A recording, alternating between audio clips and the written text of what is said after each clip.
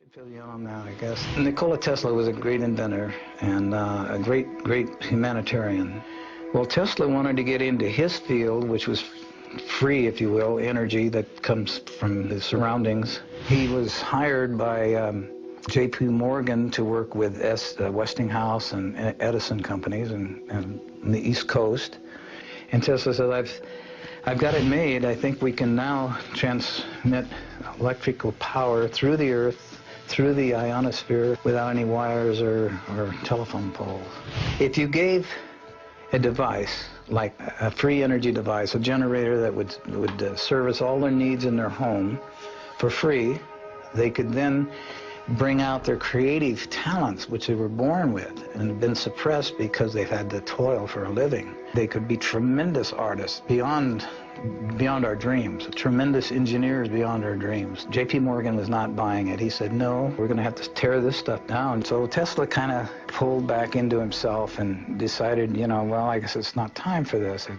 Well, at that time, he was living in the New Yorker Hotel, actually, in New York. And there was a fellow by the name of Otis Carr who he's going to school, and to supplement his income, he worked as a clerk in this hotel.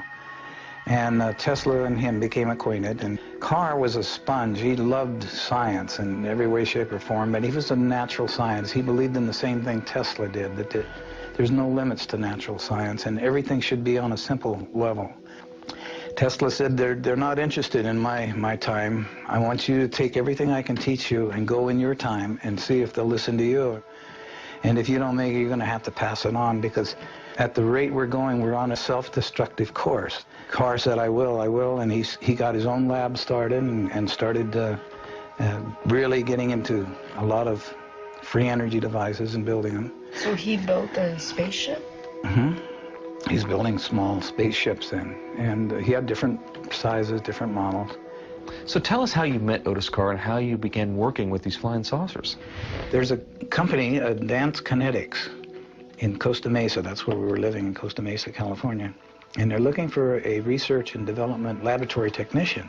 They gave me a job, they put me in the research lab, and I was inventing ideas all day long. I just loved it because I like to invent simple ways of doing hard things. And was Otis Carr working there too? No. I told some friends about this and what I was doing, and he said, well, come to our group. We've got a group here called Understanding. It was created by a gentleman by the name of Daniel Fry in California. We could talk about things that were unlimited, not limited. I said, my mission is to see that we have habitation and transportation in one vehicle. And he said, well, you sound like a guy that's back east getting in trouble right now. His name is Otis Carr. And he put in a patent for a levitation device, and they wouldn't give him the patent. He said, you've got to pull that levitation out and anchor it on the ground, and we'll give you a patent on an amusement device. You cannot use levitation. They brought him out to California. They said, here's your lab. It was all built. It had living quarters. It had machine shops. That's where you did most of your work, I imagine. And this is where you guys worked on the spaceship. Mm-hmm. Yeah. How long did it take to develop this craft? Day and night, 24/7, we were building these small prototypes. And they would range anywhere from 12 inches to 3 feet to 6 feet, to, in size. And they actually flew. They actually levitated. Oh, yeah. Oh, and what was the source of the power? Well, it was magnetic in nature. And you were actually building these for people to sit in. I mean, not just models. These were prototypes just to prove what we wanted, and then graduate up to where human habitation could get on board and operate them. If you could explain to us very simply how this device, how these craft work. In those days, we had counter-rotating wheels, one going clockwise and another going counterclockwise.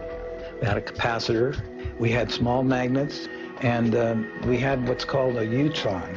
It was a double tetrahedron. That's 2 ice cream cones put with the open ends together so that you have a diamond shape. And we had 12 of them around the periphery of the craft. And we had magnets, horseshoe magnets, 12 of those around the craft. So when you started rotating and counter-rotating,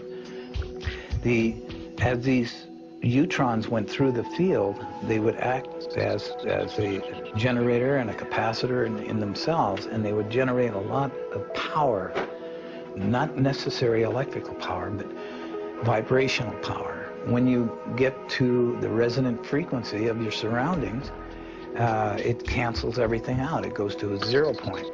And once you reach 0 point, then you can go anywhere you want. And you have your own force field around the craft.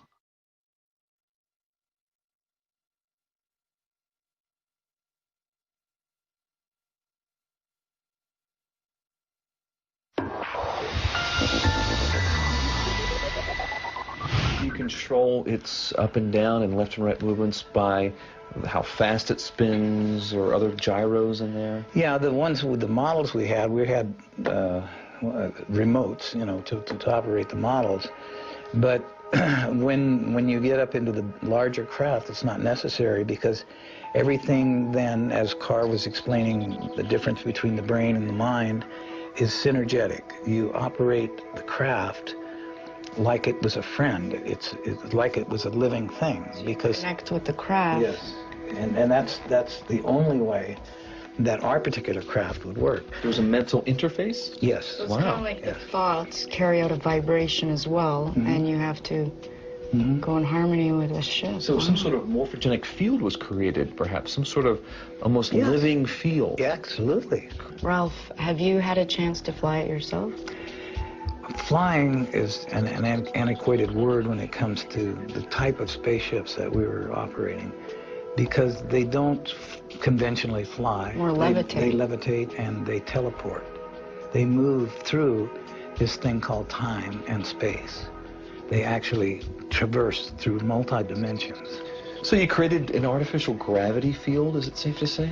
Yeah, you could say that, yeah. Is this in any way related to the work of John Hutchinson and his anti-gravity experiments? Well, it's along the same lines. I know John, he's an associate of our group. And as I mentioned before, there's all forms of levitation. But where ours differs from John's is that in order to operate our craft, it takes spirit. It takes a synergy. You have to recognize the craft as an entity of life itself. It has a consciousness, if you will, of its own.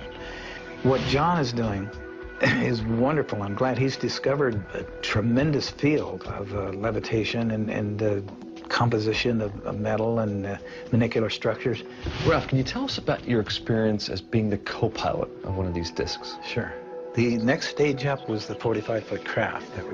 They had already designed and built it, and they wanted us to test it.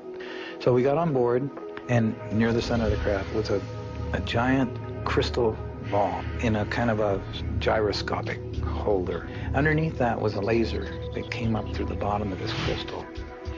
And as the light came up and dispersed around this crystal, it lit up the crystal from infrared all the way around to ultraviolet. And then Carr said, okay, guys, what I want you to do is just clear your brain and use your mind. So this is an experiment. And we're going to go outside and back in through what's known as time and space. And all you have to do is concentrate on what I'm about to tell you. We're going to go downrange 10 miles. And that 10 miles downrange is equated to the vibratory rate of the color aquamarine. The colors just kind of dissolved and started turning into this brilliant aquamarine. And it lit up the whole ship. And then he said, okay, that's it, boys. Get out of the craft, and we're going to debriefing. And we looked at each other like, oh, I don't think it worked. We didn't go anywhere. We didn't do anything. And we said, well, it didn't work, did it? He said, why don't you guys empty your pockets? And we started pulling out sticks and stones and grass and stuff and putting them on the table. And I know we didn't have those going in. And where in the heck did this come from?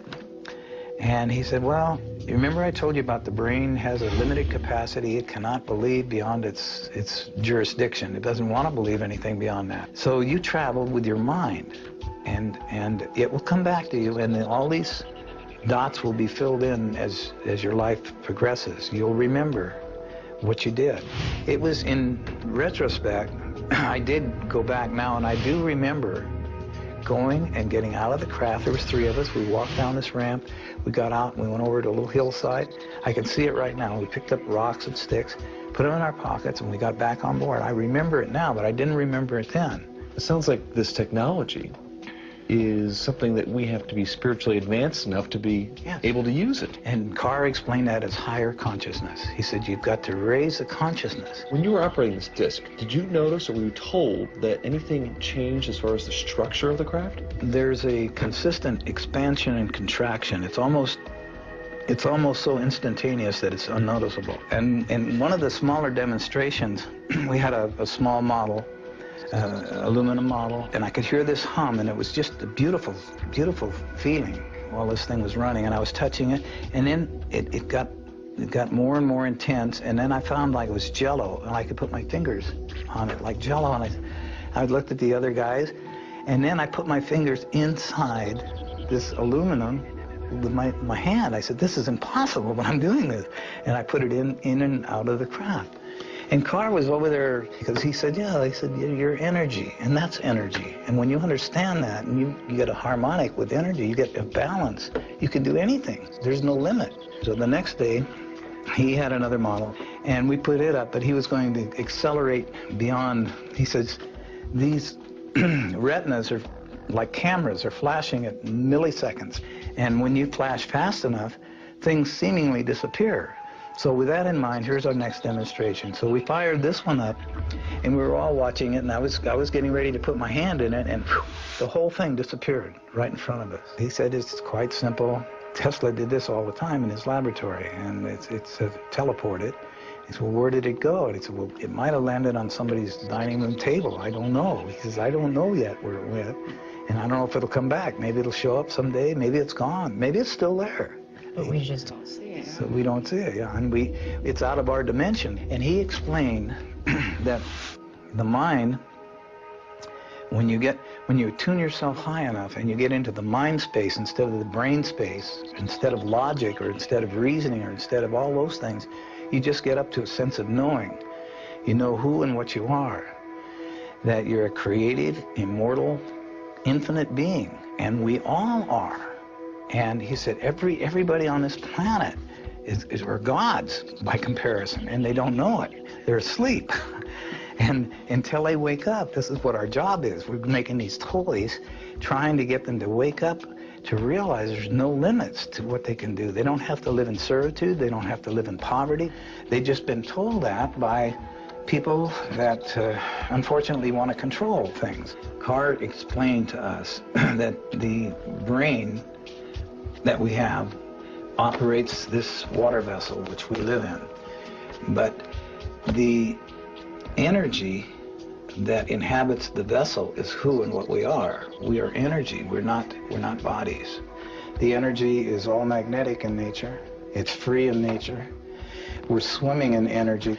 Well, before we could get any further with it, we were invaded, if you will, by people with a piece of paper that said they were at this time closing us down. The paper read that we were attempting to overthrow the monetary system of the United States, and that could be construed as high treason, and we were shutting you down and confiscating all your equipment. Wait a minute. Didn't John Hutchison say the same thing about the Canadian government? That they confiscated his entire lab at one time? I stayed in touch with Carr as much as I could, but as soon as I contacted him, I was contacted by somebody, and we told you to stay away from even thinking about this. Well, what did the energy companies do to Carr?